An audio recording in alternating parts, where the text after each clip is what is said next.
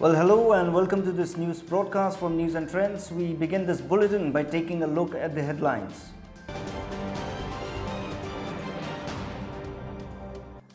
"19 fresh cases of COVID-19 are reported from 3 districts of Nagaland, taking the state's tally to 644.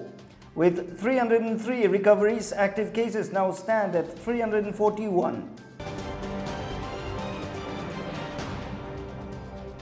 India's COVID-19 tally raised past the 7 lakh mark today, taking the country's coronavirus infection caseload to 7.19 lakhs, while the death toll climbed to 20,160.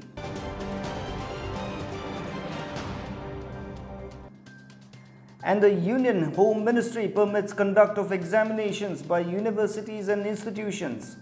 Final year examinations in universities to be held by September end, says the UGC.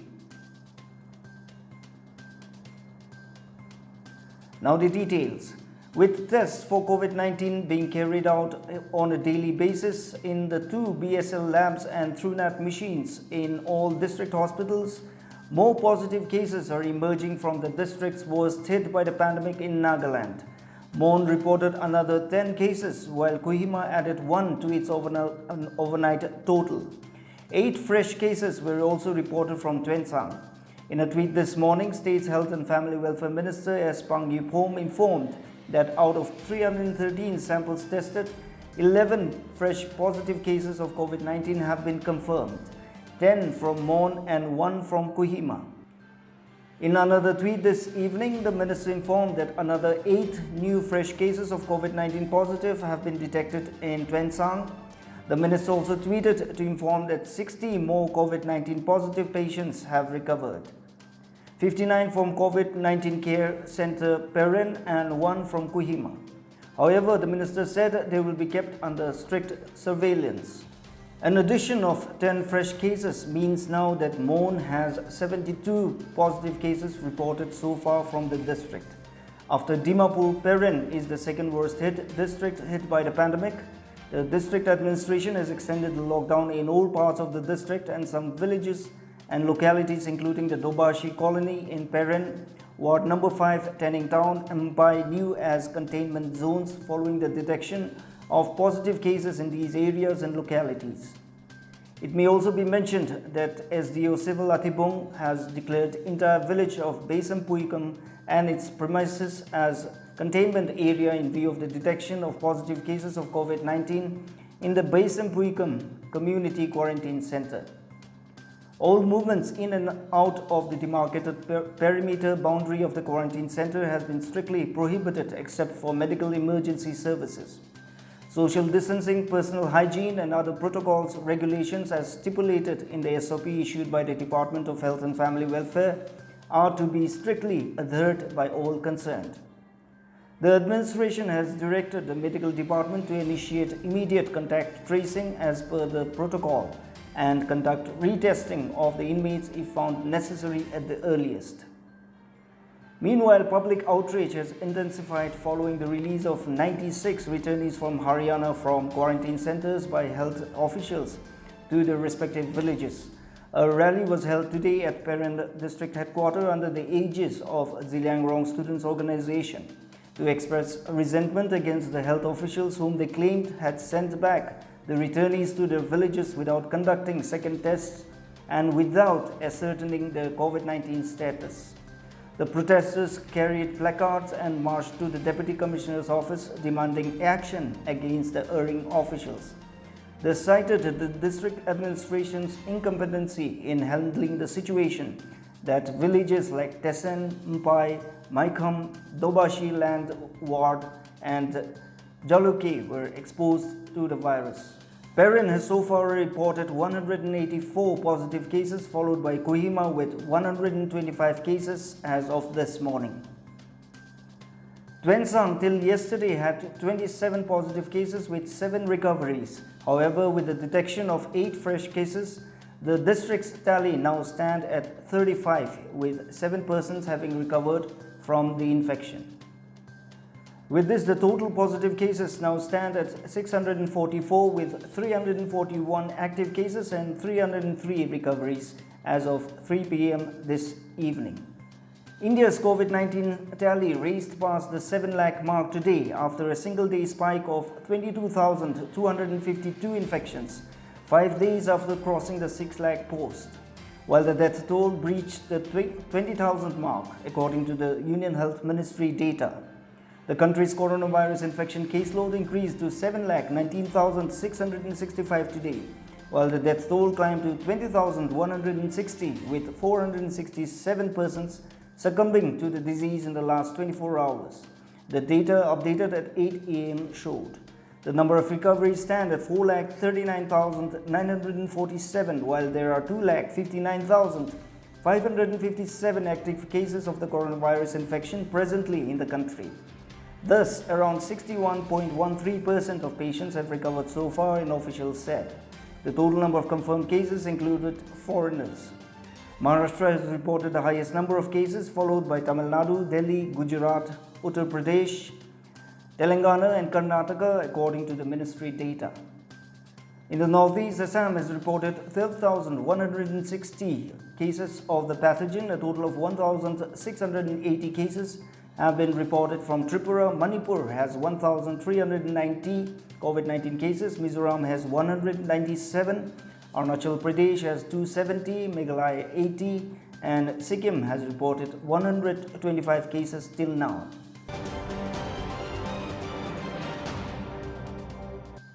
The overall number of global COVID-19 cases has increased to more than 11.6 million, while the deaths have soared to over 5.37 lakh, according to the Johns Hopkins University. As of this morning, the total number of cases stood at 1,16,15,433, while the fatalities rose to 5,37,971, the university revealed in its latest update.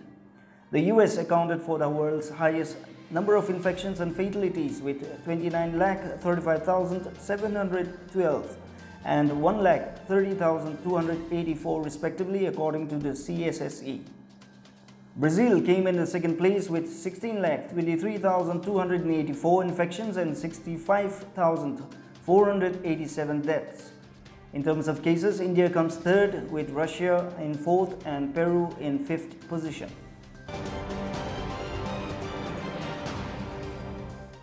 The Union Home Ministry has permitted conduct of examinations by universities and institutions. In a letter to the Union Higher Education Secretary, it said that the final term examinations are to be compulsorily conducted as per the UGC guidelines on examinations and academic calendar for the universities and as per the standard operating procedure approved by the Union Ministry of Health and Family Welfare. Meanwhile, the University Grants Commission (UGC) has revised its earlier guidelines related to university examinations. In view of the safety, career progression and placements of the students and their larger interests, UGC has decided that intermediate semester students will be evaluated based on the internal assessment as per earlier guidelines issued. UGC has also decided that the evaluation of terminal semester students will be conducted by the end of September 2020, following the guidelines laid down by the Ministry of Health and Family Welfare for COVID-19. The guidelines state that it is important to safeguard the principles of health, safety, fair and equal opportunity for students. At the same time, it is very crucial to ensure academic credibility, career opportunities and future progress of students globally. According to the guidelines, final year students having backlog should compulsorily be evaluated by conducting examinations offline, online or blended mode as per feasibility and suitability. In case of student of final year is unable to appear in examinations, the candidate may be given the opportunity to appear in special examinations. This shall be applicable only for the current academic year 2019 to 2020 as a one-time measure.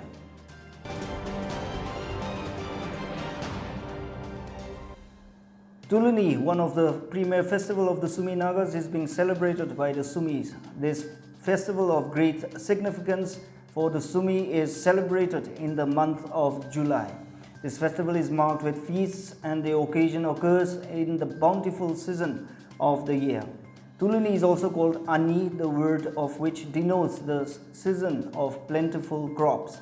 This media festival is a time of communal harmony and merrymaking for the Sumi community.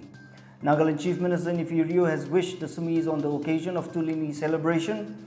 In a tweet, the Chief Minister said, and I quote him, "Tulini greetings to the Sumi community of Nagaland. My best wishes for a bountiful season, peace and well-being of everyone. May the God's almighty protection be upon us so that we can celebrate as a community in the days to come."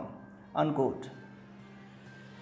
Nagaland PHET Minister Jacob Jimami has also greeted the Sumis on the celebration of Tulini.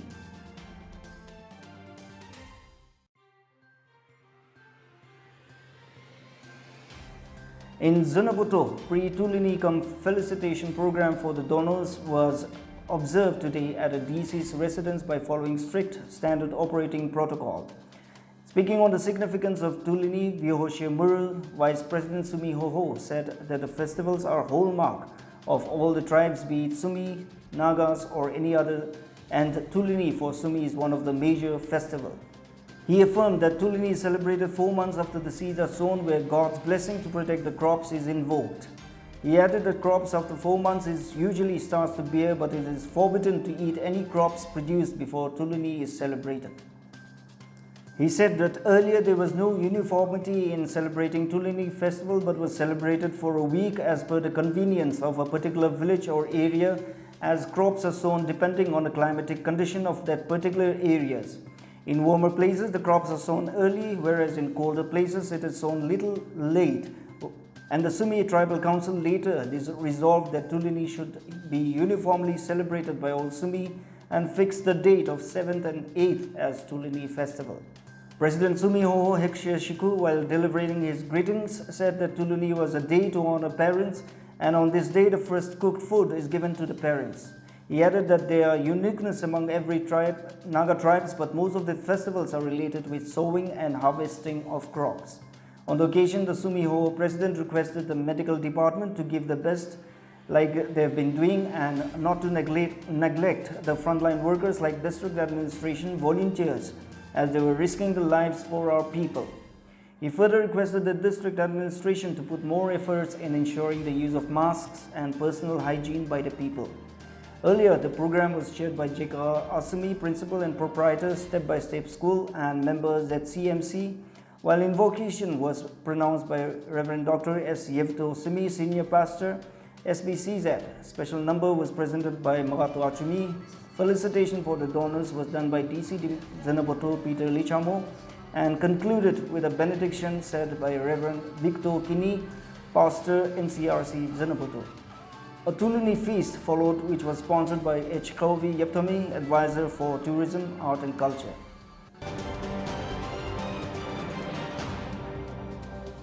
Minister for Higher and Technical Education Temjan Imnalong today said that 3 scholarship schemes for the students of Nagaland will be implemented.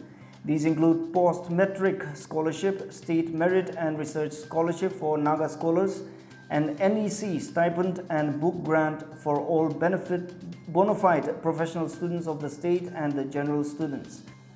Addressing a press conference on scholarship schemes implemented by the Higher Education today at the Directorate of Higher Education Conference Hall, the Minister highlighted on the release of the first installment, which was also made by the Department of Higher Education. In a tweet, Along thanked the Prime Minister, Union Minister for Tribal Affairs and Nagaland Chief Minister for their concern in helping the students gain financial support while pursuing quality education.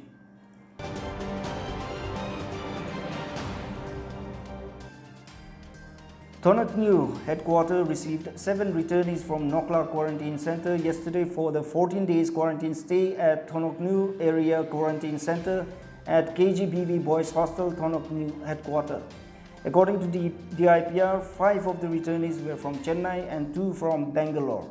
They were received by the District Management Committee and joined Forum TTAC at around 10:30 p.m. A meeting for the returnees along with the medical department was held today, and medical checkup was done following all the SOPs and maintaining social distance. That's all we have time for in this edition of News Broadcast, but before we leave you, here's another reminder that you can send in your videos at the WhatsApp number flashed below and be part of this venture of being a citizen journalist. Do let us know what's happening in your village, your town, your district, or your locality so that we can share your videos to the rest of the viewers watching this broadcast. Meanwhile, stay safe, practice safe health hygiene, and maintain social distancing wherever you are. But most importantly, take good care of yourself. Thanks for watching.